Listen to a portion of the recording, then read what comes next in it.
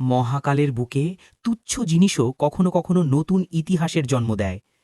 অসীম সাগরের মাঝে এক নির্জন দ্বীপ, ঢেউ ভেসে আনল এক টুকরো আবর্জনা, কারো চোখে মূল্যহীন, কিন্তু প্রকৃতির কাছে নতুন শুরুর ইশারা।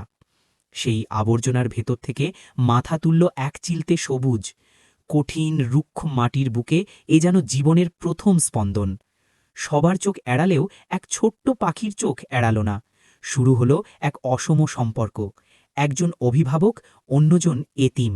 ফোঁটা ফোঁটা জল এনে সে ভেজালো শুকনো মাটি, তীব্র রোদ শরীর পোড়ালেও নিজের ডানা মেলে আগলে রাখল আগামীর স্বপ্নকে। ধৈর্য হারায়নি সে। দিন গেল, মাস গেল, শুষ্ক মাটি ফুঁড়ে গাছটি দাঁড়ালো মাথা উঁচু করে, ফুটল লাল টকটকে ফল, কষ্টের মিষ্টি প্রমাণ। কিন্তু প্রকৃতি সবসময় দয়ালু নয়। এক ঝড়ে তছনছ হয়ে গেল তিল তিল করে গড়া স্বপ্ন। ধ্বংসস্তূপের সামনে কিছুক্ষণ নীরবতা, তারপর নতুন শপথ। শেষ শব্দটা সে মানে না। আবার শুরু, আবার জল আনা, আবার পাহারা দেওয়া। সময়ের চাকা ঘুরল, রুক্ষ দ্বীপ একদিন হয়ে উঠল সবুজের রাজত্ব। একা শুরু করা সেই সংগ্রাম আজ হাজারো প্রাণের আশ্রয়।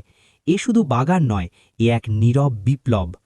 একটি সঠিক সিদ্ধান্ত আর অদম্য জেদই পারে শূন্যতাকে সাম্রাজ্যে বদলে দিতে।